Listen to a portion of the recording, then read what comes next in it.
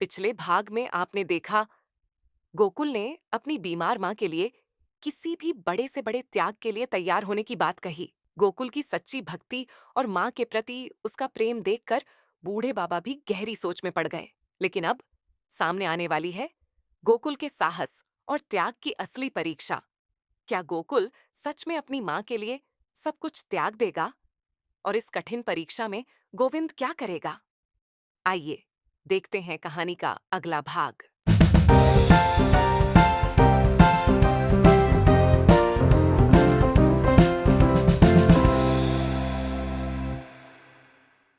बाबा एकदम चुप थे। गोकुल उनसे विनती करता रहा, बाबा आप कहिए, मुझे इसके लिए क्या करना होगा? बाबा ने कहा, इस गांव के बाहर जो कुआं है उसमें तुम दोनों भाइयों में से एक को छलांग लगानी होगी। अब ऐसा कौन करेगा? इस बात का फैसला तुम लोग आपसी सहमति से कर लो। मैं प्रातः फिर आऊंगा। ऐसा कहकर वह चला गया था। इधर गोविंद को भी इस बात की जानकारी हुई तो वह बोला, मेरी माँ मरती है तो मरे, मैं किसी के लिए अपने अमूल्य प्राणों का बलिदान क्यों करूं? यदि तुम्हें ऐसा कोई शौक है तो तुम करो। ये सब सुनकर नई माँ को लगा किसी ने उन्हें आसमान से जमीन पर लापटका हो। मेरा अपना सगा बेटा, वह भी अपनी माँ के लिए इस तरह जहरीले शब्दों का प्रयोग कर रहा है। अब उसकी समझ में आया कि उसके अत्यधिक लाड़ प्यार ने गोविंद को कितना अधिक बिगाड़ दिया है। उसे बेहोशी सी आने लगी थी। गोकुल ने माँ को सांत्वना दी, कहा, माँ, तुम्हारा एक बेटा तुम्हारे लिए अपने प्राण न्यौछावर करने को तत्पर है, फिर तुम दुखी क्यों हो रही हो? इतना सुनना था कि माँ ने रूंधे गले से कहा, बेटे, मुंह पापन के लिए तुम कुछ मत करो। मैंने तुझसे कभी प्यार नहीं किया, तुझ पर कितने अत्याचार किए, फिर भी यह सब तू सहता रहा, तूने उफ तक नहीं की। माँ तो ममता की छांव होती है, पर मैंने तो इसके मायने ही बदल दिए, सिवाय दुखों के तुझे और कुछ नहीं दिया है। इधर सुबह बाबा आ गए थे। गोकुल तो जैसे तैयार ही बैठा था। आज वह अपनी माँ से लिपटकर खूब रोया और कहने लगा, माँ, इस अभागे को अंतिम बार लाड़ कर लो। मैं हमेशा के लिए तुमसे बिछुड़ने जा रहा हूँ। मुझे अपनी माँ की गोद और पिता का प्यार खूब याद आ रहा है। मैं उनके पास जाने को तत्पर हूँ। अनजाने में मुझसे कोई भूल हो गई हो तो क्षमा दे देना। अब तुम्हें कोई परेशान नहीं करेगा। और हाँ, गोविंद से कुछ नहीं कहना। मेरे जाने के बाद सारा लाड उस पर जताना। उसका रोना थम ही नहीं रहा था।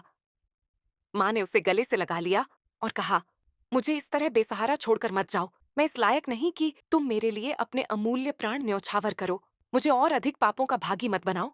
इस छोटी सी अवस्था में तुम्हारे कर्म और विचार कितने महान हैं। मुझे तुमसे बहुत कुछ सीखना है और प्रायश्चित करना है। क्या तुम मुझे एक मौका नहीं दे सकते हो? पर गोकुल तो गोकुल ही था। वह कहाँ मानने वाला था? माँ उसके लिए माँ थी, क्या सगी, क्या सौतेली।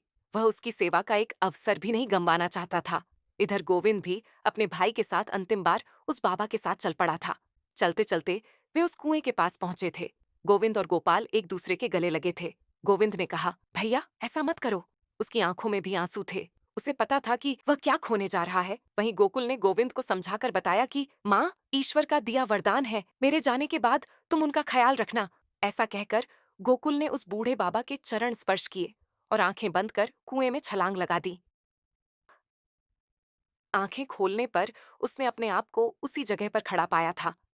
वहां से कुआं गायब था। बाबा मुस्कुरा रहे थे। ये सब क्या है? गोकुल ने पूछा। बाबा ने कहा, चलो बेटे, हम सब तुम्हारे घर चलते हैं, वहीं तुम्हारे प्रश्नों का उत्तर दूंगा। वे घर पहुंचे तो देखा कि गोकुल की मां दहाड़े मार मार कर रो रही थीं। अचानक द्वार पर तीनों को सकुशल देखकर वह ठिठक गई थीं। तभी बूढ़े बाबा गोकुल की मां के पास गए और उनके सिर पर हाथ रखा और एक चमत्कार हुआ। मां एकदम ठीक हो गई थीं। उस बूढ़े बाबा की जगह पर एक चुस्त तंदुरुस्त सुंदर सा नवयुवक खड़ा था। किसी को अपनी आंखों पर विश्वास नहीं हो रहा था। अरे, बूढ़े बाबा कहाँ गए? सभी ने उस नवयुवक से पूछा तो उसने, सारा सच बताता हूँ, थोड़ा धीरज रखो। बात यह है कि मैं एक देव पुरुष था। अनजाने में मुझसे एक भूल हो गई थी। जब तक मुझे अपनी भूल मालूम हुई तब तक बहुत देर हो चुकी थी। मैंने भगवान से इसका निदान पूछा तो उन्होंने कहा, जिस दिन तुम किसी अच्छे सच्चे मातृभक्त बालक की सहायता करोगे उसी क्षण अपने मूल रूप में आ जाओगे। तभी से मैं इस पृथ्वी पर ऐसे बालक की खोज में भटक रहा था और इस लायक मुझे तुम लगे। मेरी परीक्षा में भी तुम खरे उतरे हो। उस नवयुवक ने गोकुल को एक चमत्कारिक छड़ी देकर कहा, गोकुल, केवल तुम ही इसकी सहायता से अच्छे-अच्छे काम कर सकते हो। तुम्हारे सिवाय ये किसी का कहना नहीं मानेगी। सभी ने उस देव पुरुष के चरण स्पर्श किए। इसके बाद वे अदृश्य हो गए थे। इधर नई माँ ने गोकुल को गले से लगा लिया था। वह अपने बुरे कर्मों का प्रायश्चित करना चाहती थी। वहीं उसके मुंह से गोविंद के लिए अपशब्द निकल रहे थे। गोकुल ने माँ को समझाकर कहा, गोविंद अभी छोटा है, अगर आप इसे अच्छे बुरे की समझ बताएंगी तभी वह सही मार्ग पर चल पाएगा। उसने अपने बड़ों से जो सीखा है उसी मार्ग पर वह चल रहा है। यदि आपकी आज्ञा हो तो मैं इसे सही राह दिखाऊंगा। ये सब सुनकर गोविंद अपने भाई गोकुल के चरणों पर गिर पड़ा था। वह उससे अपने किए कर्मों के लिए क्षमा मांग रहा था। वह इसके लिए 1000 बार शर्मिंदा था। सभी की आंखों में आज निश्चल आंसू थे। भला गोकुल जैसे हीरे को पाकर कौन सी माँ धन्य नहीं होगी। गोविंद जैसे बालक तो अधिकांश घरों में मिल ही जाते हैं, परंतु गोकुल जैसे यदागदा ही मिलते हैं जो अपनी माता की सेवा हजारों दुहक पाकर भी करते हैं। सीख, इस कहानी से हमें इस बात की सीख मिलती है कि हमें गोकुल की तरह अपनी माँ की सेवा करनी चाहिए, फिर भले ही इसके लिए हमें बड़े से बड़ा त्याग ही क्यों न करना पड़े। ऐसा बनने के लिए हमें बहुत धीरज होना चाहिए। तो यह थी गोकुल की दिल को छू लेने वाली कहानी। ऐसी ही प्रेरणादायक और रोचक कहानियां सुनने के लिए वीडियो को लाइक करें, अपने दोस्तों के साथ शेयर करें और हमारे चैनल खुबाल टीवी को सब्सक्राइब करना बिल्कुल न भूलें।